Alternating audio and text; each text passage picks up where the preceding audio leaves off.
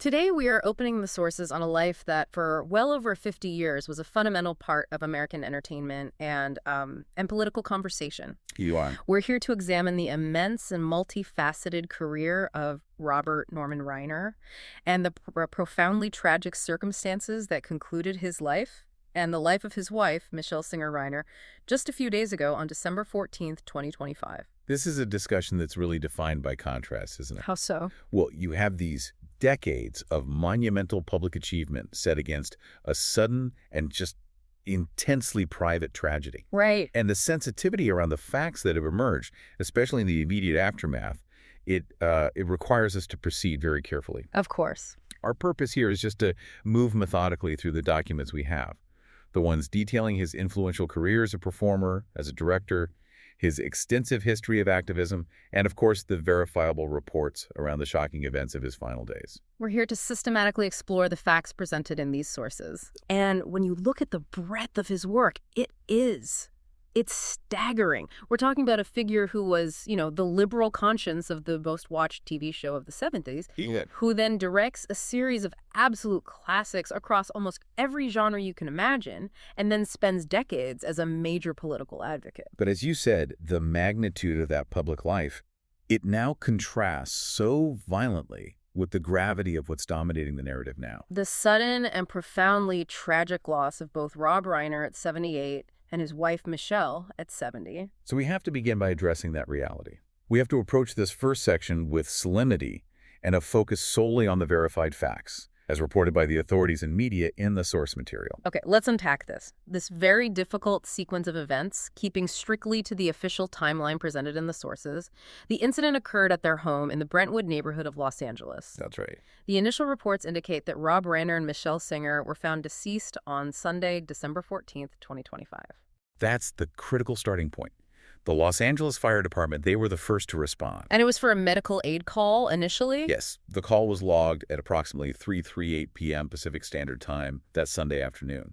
But, the scene, it changed dramatically once authorities were on site. And the details that emerged almost immediately were, quite simply, horrific. They were. Authorities confirmed that both Robert Reiner and Michelle Singer Reiner had sustained fatal stab wounds. And that confirmation, the swift understanding of the violent nature of their passing, that immediately required the involvement of the Los Angeles Police Department's Robbery Homicide Division. Which formally opened a homicide investigation right then and there. Yes. And the sources confirmed the couple's bodies were discovered by their daughter, Romy. That's just unimaginable. It is. And while the official cause and manner of death has to technically wait for the Los Angeles County Medical Examiner's final report. Of course. The LAPD's immediate actions opening a homicide case, it really underscores the violence that was involved. What's remarkable and terribly difficult to process is just the speed with which the investigation developed. It was incredibly fast. Within 24 hours of the discovery, on Monday, December 15th, the LAPD announced a major development. Yes, the reports are very clear on this. The LAPD announced the arrest and charging of the Reiner's son, Nick Reiner, with murder. This information comes directly from official police statements. It does. The source material further details that Nick Reiner is being held without bail and that the case was scheduled for formal presentation to the Los Angeles County District Attorney on December 16th. It's also worth noting the sources provided a small but intensely important piece of context, something about the hours immediately leading up to that Sunday afternoon. Yes, it suggests the tension between the father and son was acute just before the discovery. What did it say specifically? Authorities specifically cited a reported argument between Rob Reiner and Nick Reiner. This confrontation took place at a Christmas party. A Christmas party? Hosted by Conan O'Brien on Saturday evening. So that means the argument occurred just hours before the bodies of Rob and Michelle were found the following afternoon. Exactly. It provides a tragic glimpse into the immediate timeline being examined by the official investigation. Before we delve into the decades of Rob Reiner's career, we absolutely have to pause and acknowledge Michelle Singer Reiner. We must. While her life is now, tragically linked to this event and often interwoven with Rob's career, she was a significant figure in her own right. She was, particularly as a photographer and in their shared advocacy work. The sources say she was a successful photographer. Very.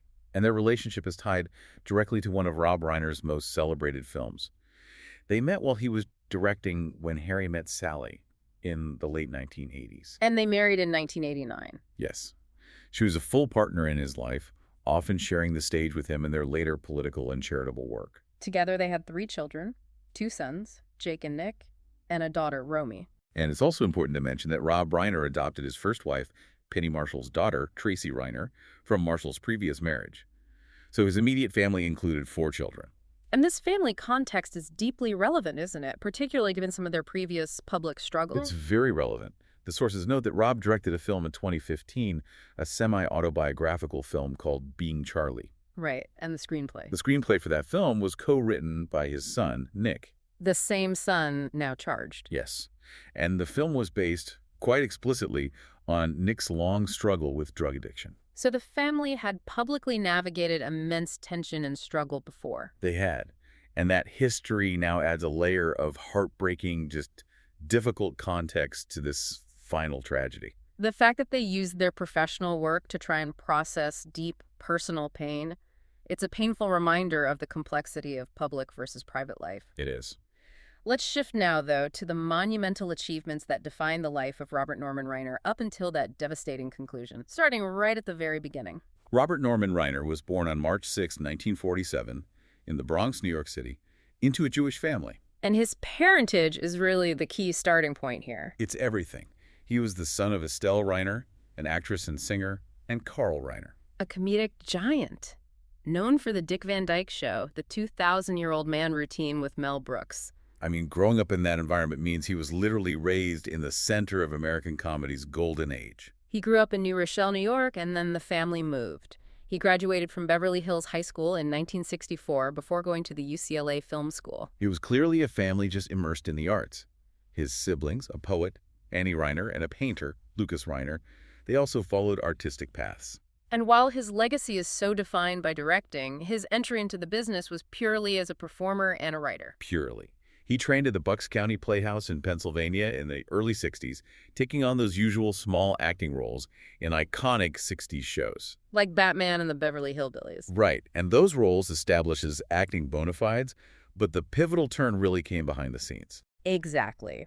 The transition to becoming a true creative force started when he was hired as a writer for the Smothers Brothers Comedy Hour between 68 and 69. And here's where it gets really interesting. His writing partner. His writing partner during that time was a relatively unknown comedian named Steve Martin. That's a phenomenal connection point. It is. And working on the Smothers Brothers was foundational. That show was so politically provocative, constantly battling network censors, and really pushing the boundaries of what was acceptable on primetime television. So that boundary-pushing environment perfectly prepared him for the next phase of his career. It did. Which was, of course, the iconic role that defined him for a generation, and maybe the one he spent the next 50 years trying to prove he was more than. Winkle, Meathead, Stivic. All in the Family. It was more than just a popular show. It was a cultural phenomenon, a social barometer. Absolutely. Running from 1971 to 1979, he played the liberal, idealistic, and perpetually arguing son-in-law to Carol O'Connor's Archie Bunker. And the genius of the show was that conflict. It used their arguments to explore these seismic political and social fault lines of the 1970s. Race, class, the Vietnam War. All of it was on the table. And the sources confirmed just how dominant the show was. It wasn't just highly rated. No, it was the single most watched television program in the United States for 5 consecutive seasons. Yeah. From 1971 to 1976. That level of cultural saturation is just almost unimaginable today. In our fractured media landscape, yes. His performance earned him widespread acclaim. 2 Primetime Emmy Awards for Outstanding Supporting Actor in a Comedy Series. Plus 3 additional Emmy nominations and 5 Golden Globe nominations. This role was the rocket ship that launched his career, but it did come with some very memorable baggage. The nickname. The famous or infamous moniker Meathead, a term of both endearment and derision that Archie Bunker was always tossing at him. And it became a permanent fixture of his public identity. It stuck so fiercely, didn't it? So fiercely that the sources record Reiner reflecting on it later in his life. He said, "I could win the Nobel Prize," and they'd write, "Meathead wins the Nobel Prize." Wow. And the significance of that nickname isn't just that it was catchy. It's that Reiner became the visual and vocal representation of young, counterculture liberalism for millions of Americans watching every week. So even after he left the series, that character remained inextricably tied to his identity. For decades. The next stage of his career, beginning in the early 1980s, is arguably where his true genius lay. This remarkable pivot from being a defining character actor To becoming an acclaimed, genre-spanning director and the co-founder of a major production powerhouse. It's hard to imagine the actor who defined television liberalism shifting gears so fundamentally. But the sources show his true aptitude was behind the camera. His directorial debut in 1984, the heavy metal mockumentary This Is Spinal Tap, it didn't just announce his arrival, it changed the landscape of comedy filmmaking. Okay, here's where it gets really interesting for me. The film's significance is both artistic and technical. It didn't just popularize the mockumentary. It codified it. It wrote the rules. That's the crucial point. Before Spinal Tap, films rarely used this style, and certainly not with this level of verisimilitude. Exactly. The sources highlight that the film was revolutionary in its extensive use of improvisation.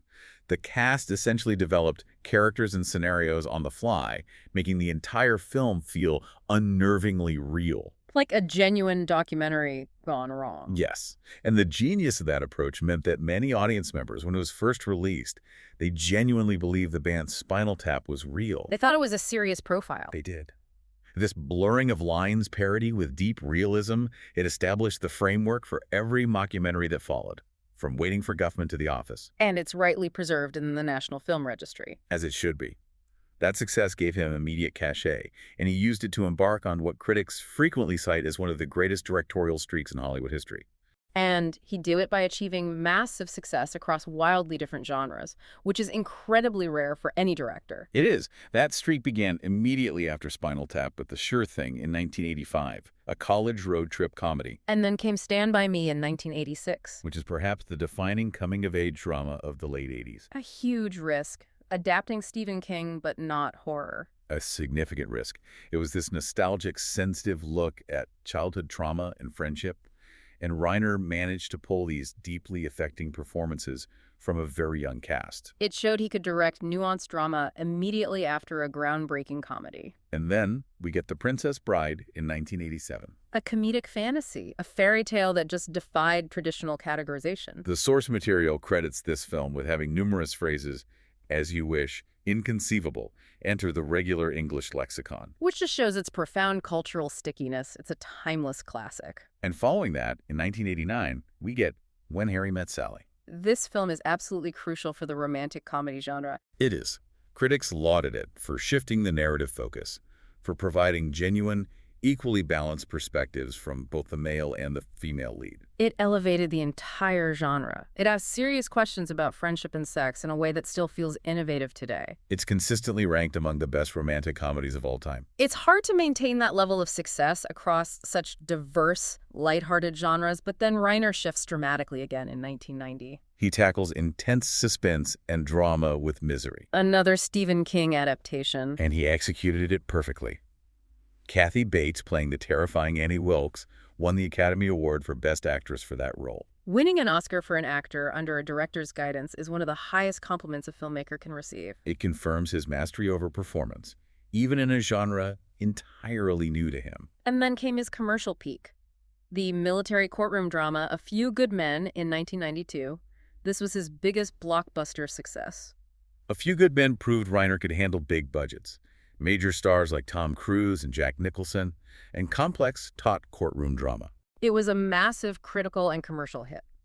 It was nominated for the Academy Award for Best Picture. The sheer consistency of quality and that willingness to move between fantasy, comedy, and high-stakes drama, it marks this 7-film streak as truly legendary. And that remarkable run continued into the mid-90s with the political romance The American President in 95. And then the powerful courtroom drama Ghosts of Mississippi in 1996, which earned James Woods a Best Supporting Actor nomination. But Reiner's influence goes far beyond just his own directing credits, doesn't it? It does. He institutionalized his success through his production company, Castle Rock Entertainment, which he co-founded. And he directed many of these successes through that company. Yes, but Castle Rock also became a platform for other genre-defining content. This is a huge point that often gets overlooked. Castle Rock's broader influence is instrumental in understanding modern entertainment. It was the company that backed and distributed Seinfeld. Think about that synergy. The same company that gave us the whimsical humor of The Princess Bride also championed Seinfeld.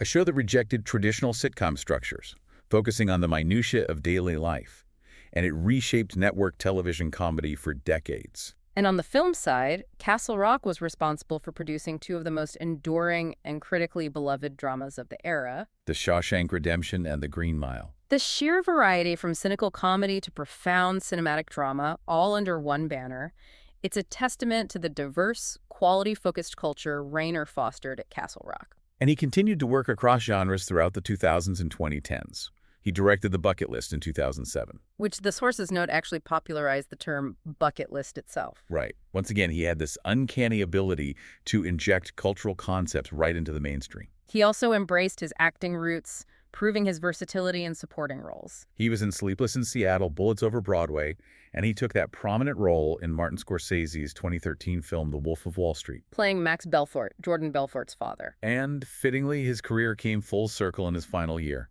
His last film, Spinal Tap 2, The End Continues, was released in 2025. Just 3 months before his passing. And he reprised his role as the faux documentarian Marty DeBurgi. He was still creating, still engaging, right up until the very end. Moving now from his creative peaks to his equally prominent public career, Rob Reiner established himself as a relentless liberal activist. This became a defining characteristic of his later life, and it's critical to understand the specific causes he championed and the political friction he often faced because of it. His activism wasn't general, it was intensely focused, particularly on early childhood development. And often in very close partnership with his wife, Michelle Singer Reiner, which just shows the depth of their shared commitment. The sources detail that Reiner and Singer co-founded the I Am Your Child Foundation back in 1997. And following that, in 2004, they established Parents Action for Children, which was a nonprofit designed to raise public awareness about the crucial importance of a child's early developmental years. Their work was both charitable and deeply legislative. They advanced public policy through parental education. They even created celebrity-hosted educational videos. But Reiner's greatest and most successful legislative achievement came in California with Proposition 10 in 1998. He chaired the campaign for Prop 10, which was known as the California Children and Families Initiative. So what made this initiative so politically significant beyond just its goal? The funding mechanism was the key. Proposition 10 created First 5 California, an organization that funds early childhood development services across the state. With a very specific and politically charged source of revenue. Exactly. A 50-cent per pack tax on tobacco products. This unique, dedicated funding stream generated hundreds of millions of dollars a year, and it allowed First 5 to become this massive force in state policy. And Reiner served as the organization's first chairman from 1999 to 2006. He did. So he was effectively serving as a major political power broker within the state, controlling the direction of a huge public fund. And that deep involvement inevitably led to intense scrutiny and controversy, especially around campaign finance and potential conflicts of interest. That scrutiny really culminated around 2006, didn't it? Yes. When Reiner was actively campaigning for Proposition 82, which was a subsequent ballot measure aimed at funding universal public free schools. And he was doing that while still serving as the chairman of the First 5 Commission. Right. And the opposition argued he was inappropriately using the platform and the resources of First 5 to advocate for this new legislation. That pressure ultimately led to his resignation from the commission on March 29, 2006. So what did the official audit reveal about the commission's financial practices under his leadership during that period? Well, it was an extensive audit. And on one hand, it provided clear support. It cleared the commission of violating state law regarding public advertising campaigns. They had the legal authority to run campaigns promoting the importance of preschool. However, and this is the critical distinction, the auditor also reported that the commission had awarded more than $77 million in media contracts, a staggering sum, without adequately reviewing the cost-effectiveness of those expenditures. So while they were clear of legal wrongdoing in what they were advertising, the audit found serious issues with how they were spending public money. A lack of financial diligence on huge contracts. It's a complex legacy, isn't it? Immense positive achievement paired with procedural controversy. And despite all that high-profile effort, Proposition 82, the measure Reiner championed, ultimately failed to win approval from California voters. It did. It really showcases how politically challenging these comprehensive social programs can be, even with the backing of a major celebrity figure like Reiner. His national activism was equally dedicated, spanning multiple fronts. He was a co-founder of the American Foundation for Equal Rights, Which played a foundational role in challenging California's Proposition 8, the ballot measure that sought to ban same-sex marriage in the state. He was also successful in environmental causes, leading efforts to preserve California's Amundsen Ranch. He successfully prevented commercial real estate development there and secured its designation as a state park and wildlife refuge. And politically, he was a staunch and consistent supporter of Democratic candidates. Actively campaigning and providing financial support for figures like Al Gore, Howard Dean, Hillary Clinton, Joe Biden. Right. In his later years, though, his political focus sharpened and really crystallized almost entirely around the relationship between Russia and the former Trump administration. That's absolutely right. This became arguably his most visible and aggressive area of public engagement. So what did that look like? In September 2017, Reiner and David Frum co-launched the committee to investigate Russia. The launch was a high-profile event. It was accompanied by a video narrated by Morgan Freeman. And that video contained an extremely strong assertion regarding Russian interference. It did, stating emphatically, "We are at war." And he was an intensely visible and vocal critic of Donald Trump, often using very charged language in his public criticism, which is well documented in the source material. The sources cite numerous examples. He publicly called Trump racist, sexist, anti-gay, and anti-Semitic. This wasn't just veiled criticism. It was direct and highly confrontational. And his anti-Trump political sentiment was so pronounced that it extended into his professional aspirations. It did. He wasn't just commenting on the relationship between Trump and Vladimir Putin. He announced plans to turn it into a television project. A television project. In June 2021, Reiner announced he was developing a project titled The Spy and the Asset, specifically focused on that relationship. He said the series would explore the leaders' childhoods and trace their lives right up to the point of their intersection. Which just shows the depth of his commitment to using his platform, even his creative platform, to pursue this specific political narrative. And it is compelling to note that his intensity did not wane. One of his final recorded public statements, just months before his death, shows this political engagement persisted right up to the very end. What was that? It was an interview in September 2025 with CNN.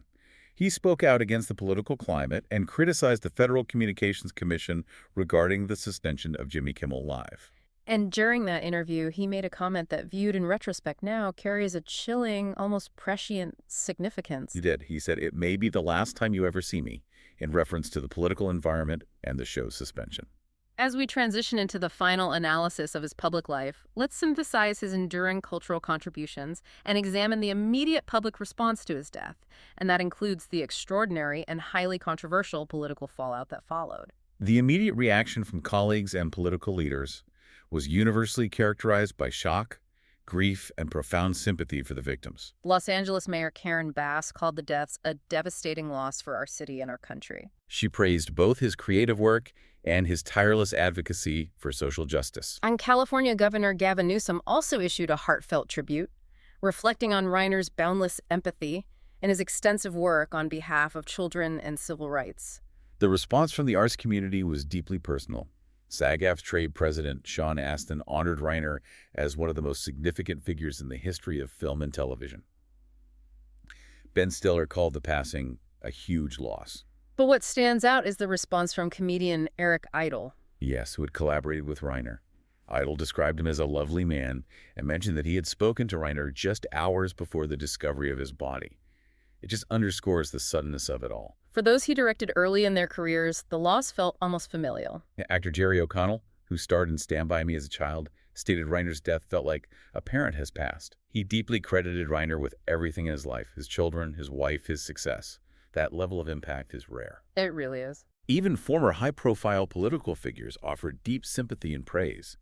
Former President Bill Clinton and Hillary Clinton said they were heartbroken by the tragic deaths of our friends Rob and Michelle Reiner. They praised them as good, generous people who made everyone who knew them better through their active citizenship in defense of inclusive democracy. Former President Barack Obama noted Reiner's deep belief in the goodness of people, and former Vice President Kamala Harris described the couple as Dear friends. But here is where the public narrative takes a severe and controversial turn, moving from widespread grief to political commentary about the circumstances of his passing. And we must report these facts clearly and impartially, as they are documented in the source material. This is absolutely essential. President Donald Trump weighed in on the tragedy via his social media platform, Truth Social.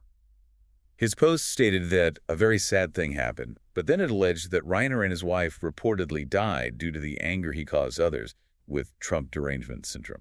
The sources confirmed the inflammatory nature of this post was immediately magnified.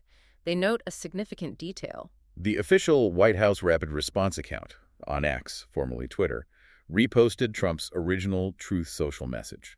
And that action gave an individual political opinion the veneer of official White House commentary. Yes, the reaction to the post was immediate and overwhelmingly negative, drawing sharp condemnation from media outlets and, crucially, from both the left and the right of the political spectrum.